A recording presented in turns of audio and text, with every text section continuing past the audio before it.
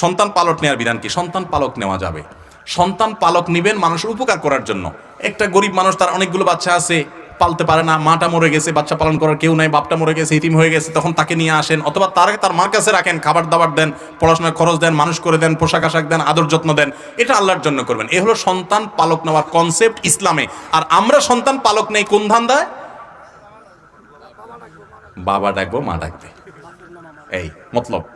মানে আমার ছেলে মেয়ে নাই, তো একটু বাপ মা ডাক শুনতে মন চায়, এই জন্য আরেকজন ছেলে নিয়ে আসলাম।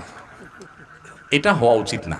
হওয়া উচিত হলো যে ঠিক আছে, একটা বাচ্চা থাকলে ভালো লাগে, আরেকজনের বাচ্চা সে খাওয়াতে পড়াতে পারে না, আমি নিয়ে আসলাম, কিন্তু বলতে হবে ভাই আপনার বাচ্চা আপনার, ওর কামা রোজগার আপনি খাবেন, বা আপনার সন্তান হিসাবেই থাকবে, আমি একটু লালন পালন করতে চাই, একটু তারা পালতে চাই, একটু নিজের কাছে রাখতে চাই, ভালো লাগে একটা বাচ্চার সাথে থাকলে, ঠিক আছে, এটা ঠিক আছে।